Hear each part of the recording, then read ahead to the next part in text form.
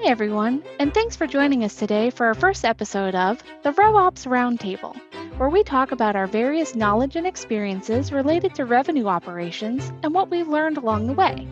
I'm Heather Davis Lamb, founder and CEO of Revenue Ops LLC, and joining me today is Michelle Joseph, co founder of the Thrive Collective and Cedalion Talent.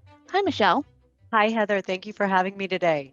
And thanks so much for taking the time to speak with our viewers. I'd love to hear a little bit more about you and your role at Thrive Collective and Cedalion Talent. Can you tell us a little bit more? Absolutely. Backing it up, I've been in consultative sales roles since 2008 at companies ranging from small startups to large publicly traded companies. And through those experiences, I've gained extensive insight into uncovering what keeps business leaders up at night. And it almost always is rooted in having something to do with the people that they have or the people that they need and the work that needs to get done.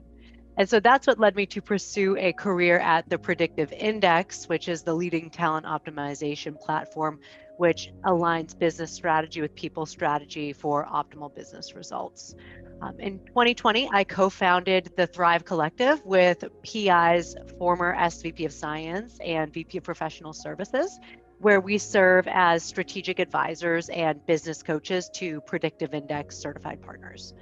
At the start of 2021, I joined Cedalion Talent, who is a Predictive Index certified partner, where I am growing their talent optimization advisory division of their business.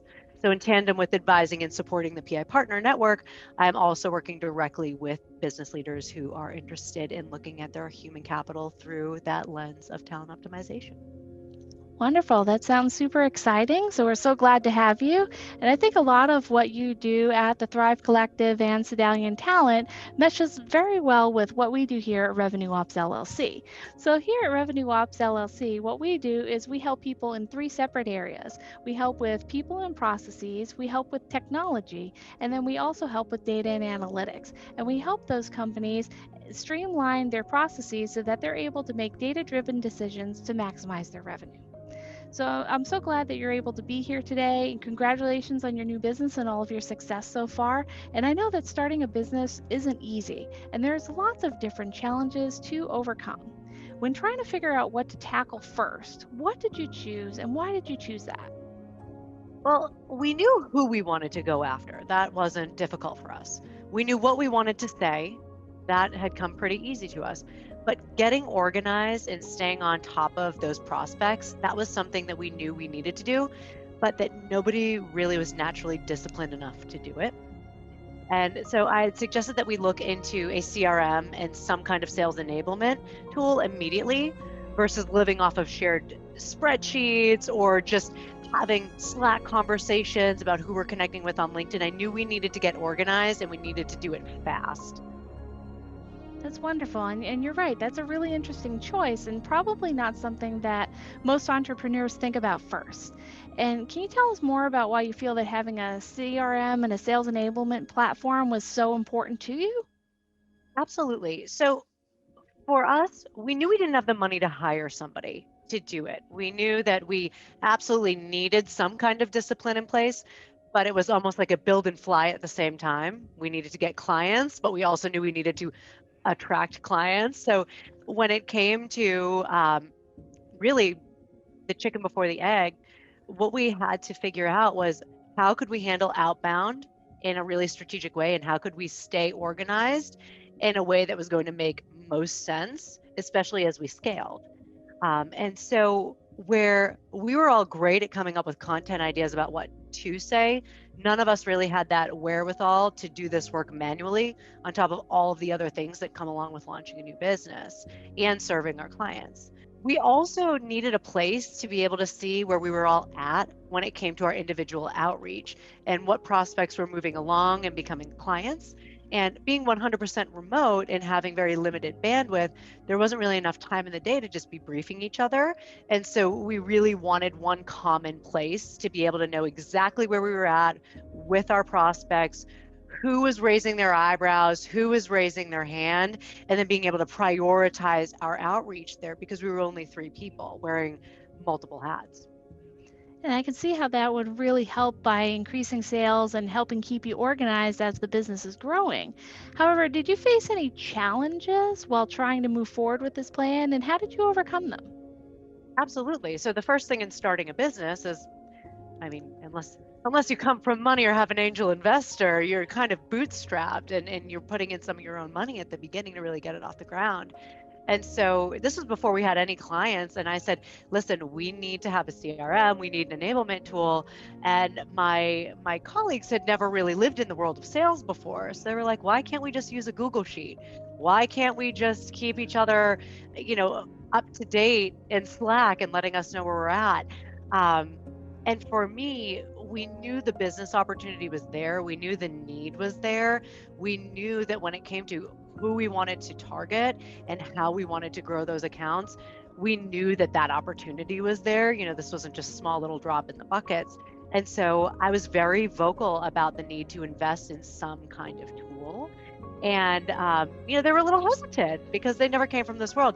So I actually ended up putting the CRM and the sales enablement on my own personal credit card. And I said, don't worry about it. Once we have money, once we have clients, I will submit my expenses. But yeah, I sat on the sales, the CRM and the sales enablement tool, the expenses for that, really for about 6 months. It was before we had our first client. We bought the tools. Wow. I mean, that's really an amazing story. And knowing that you've invested so much in this technology, did you have to take any special steps in order to ensure that your implementations would be successful? Honestly, Heather, that saying "ignorance is bliss," that is the only thing that comes to mind when I was going through the conversations with Salesforce. I'm like, oh my goodness. It was like, Toto, you're not in Kansas anymore. I've always gone into a fully set up Salesforce environment. So I've never had to do any of the kind of building of the bells and whistles. And so it was really an eye opener when I'm like, oh, this is all I get when I buy this? But like, how do I build these fields? How do I do this? And that to me was probably the most eye opening. And for me, living in the world of behavioral science, I know what I'm great at. I know what I'm not great at. I know what I can learn and learn easily. I know the things that are just going to, you know, drive me wild. And one of the things was just hearing all of the things that I would have to do and take on myself. And I'm not that tech savvy. I can use tech, but I am absolutely not a back end tech savvy person. So for me, as I was looking into this, because I've grown up in a Salesforce environment since 2008, um, actually having to build out and customize something is something that it was so foreign to me. And so a few of my friends who were solopreneurs were using folks from Upwork, but it was all horror stories. They were like, sure, they set it up, but this broke, or, this supposedly had been closed won, but it wasn't in the system. And, one of their prospects was like, I already sent in the agreement. I thought we were supposed to get started. So much had fallen through the cracks. And so for me, I was kind of freaking out because I'm like, we don't have the money. Upwork is probably the best alternative for the fact that I'm putting this on my credit card. But then after hearing those horror stories, I was kind of just, in a state of freeze. And luckily, I was talking to a former Predictive Index alumni who had said, why would you even attempt to try to do this on your own? You know that Heather started a company that does this. And I'm like, what? I had no idea. And shame on me. I should have been much better with staying on top of where everybody was. But honestly, it was a blessing in disguise, that conversation, um, because, I would have never been able to do any of the customization. I would have never been able to teach these other two folks who are not anywhere close to the world of Salesforce or the world of CRMs, teach them how to use it, teach them how to feel comfortable understanding the data, building my own dashboards and reports. I could have never done that. We're so glad to have been a part of your journey, and it's been a pleasure working with you. Now that your implementation project is complete, what's next for you in the Thrive Collective and Cedalion Talent? Where I've always experienced Salesforce as a day-to-day salesperson, never as an admin, I've never had to teach anybody how to use it. So having you and your team be able to walk through the basics and also troubleshoot on a dime, building out, Heather, I need this field. I just realized we're working with PI partners. I have no field to capture their reference profile information. Can you build that for me? Getting that quickly turned around and having you to lean on, that has been so priceless. And your patience and your attention to detail, and even helping me understand, hey, if we're doing this, would you like to build something else so when this closes one, another opportunity for renewal will open up? Little things that I wouldn't even think about because I've always used it as a day-to-day person, never from a back-end standpoint. Um, having you as our wizard behind the curtain, hands down, made this a super easy lift and really digestible for a very lean team who understood the value but never knew how to use the tool. Oh, that's really great to hear. And we're so glad to have been a part of your journey. And honestly, it's been a pleasure working with you. And now that the implementation project has been complete, like, where do you want to go from here? So really with Thrive, now we are really expanding our set of services, our products, and also we're getting very solid cadences in place for different lead lists. And each one of these cohorts needs a very different message. They're on a very different journey. Some of these partners are also coaches. Some of these partners are also recruiters. So there's such customized messaging that needs to go out to each one. So, what's next, and I'll be putting time on your calendar, is now that we have identified these are our kind of 5 demographics when it comes to who we're going after, coming up with extremely custom messaging and just the actual cadences to be put in place. That's something we want to do because the last thing I want is somebody who is leveraging PI, but they're also a business coach to be receiving the same content that somebody who's a PI partner, but they're more focused on recruiting and not business coaching because then it just doesn't look personalized. In the world that we're living in now, people's messages are a dime a dozen, and we really want to stand out and really make it look like we're sitting here putting fingers to keyboard on every single customized message, knowing that we don't have the bandwidth because now we have the clients, we can't even touch it. So what's next is needing you to help me build out custom flows and streams for my cadences for these new demographics.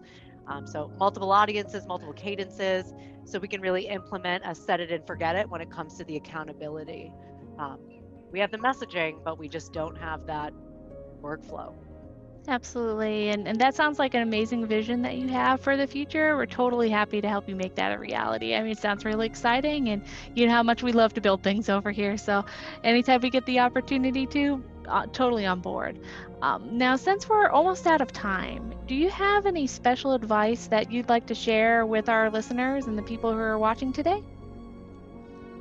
I would say, honestly, whether you are a 3-person startup or whether you're a 300-person sales team, it is a need to have when it comes to investing in CRM and automation tools.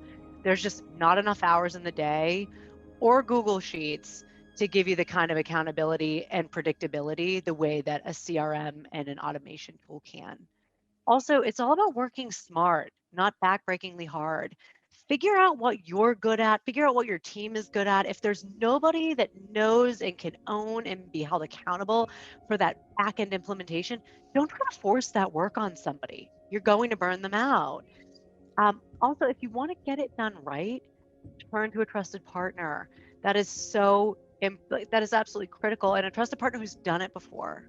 Um, that's so important. Get it done right the first time. I've heard countless horror stories about sales leaders trying to cut costs or cut corners by trying to put this work on somebody on their internal team, or that's tried to use Upwork and cobble something together, and it's just been an absolute disaster when you have to reverse engineer something cobbled that you put together. Um, so, I'd say really, really to make sure nothing falls through the cracks. We all came off of a really tough year last year. We have to make our prospects, our clients, everybody feel like they have the love, they're receiving the love. By getting things set up appropriately and really building that foundation, nobody's going to be left behind. So I would definitely say, for the sake of your sales team, your prospects, your clients, invest in getting organized, invest in a trusted partner to get you set up exactly how you need to be set up, and just do it right the first time. Michelle, I think that's absolutely fantastic advice. And so, thank you so much for sharing. This has been Heather Davis Lamb from Revenue Ops LLC, and we're glad you joined us today. To learn more about revenue operations, connect with me on LinkedIn or visit our website at www.revenueopsllc.com. Thank you for watching, and join us for the next episode in this new exciting series, Rev Ops Roundtable. We're looking forward to seeing you then. Have a good day, everyone.